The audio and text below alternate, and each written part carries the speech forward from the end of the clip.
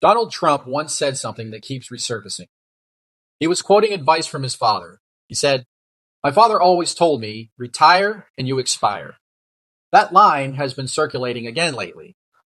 It's being used as a warning, almost as a threat. Don't retire. Don't stop working, because if you do, you'll die.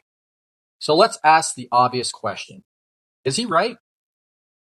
Here's the part people don't want to admit. There is truth in what he's saying. There are real studies showing that when people retire, their cognitive engagement drops. One long-running study, often cited, found significant declines in mental activity after retirement. And that makes sense. When you're working, you're forced to think. You solve problems. You manage stress. You interact with people.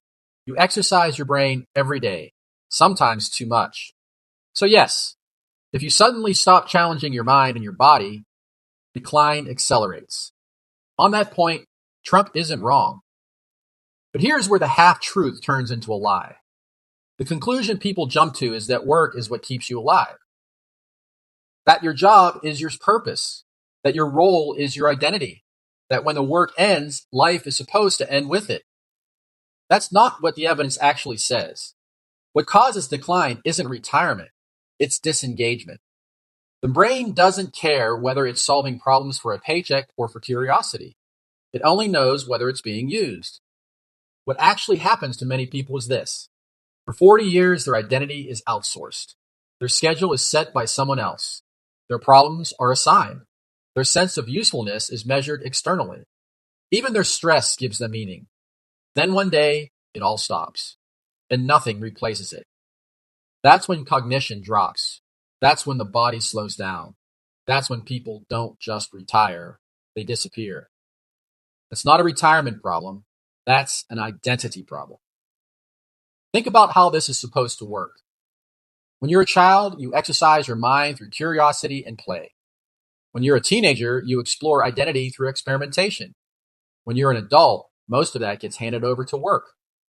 Retirement doesn't create the problem. It exposes whether anything internal was ever built.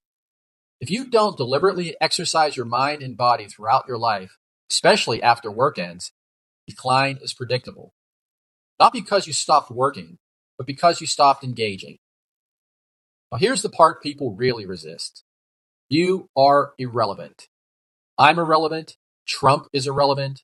So is his father. Not in a moral sense, in a factual one. A few generations from now, no one will know who you were. They won't know your job title. They won't know what you accomplished. They probably won't even have a picture of you. And that's not a tragedy. The tragedy is thinking relevance was ever the point. This is where everything needs to be reframed. Life is a gift. And a gift isn't meant to last forever. It isn't meant to justify itself. It isn't meant to be preserved. When you give a child a toy, you don't expect it to matter in 50 years. You give it so they can enjoy it now. They play with it. They use it. They wear it out. And eventually it's forgotten. That doesn't mean it failed. It means it did exactly what it was meant to do.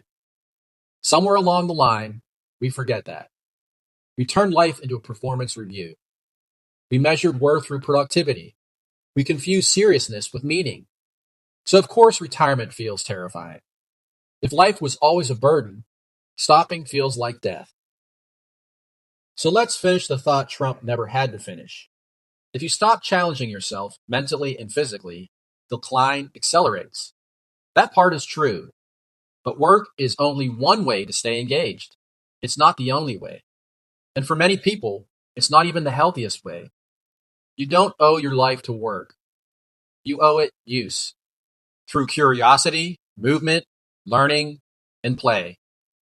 That's what keeps you alive. Life isn't something to prove. It isn't something to justify.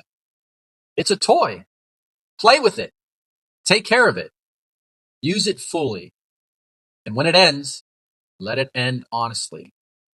Not because you expired, but because you lived. Thank you for watching.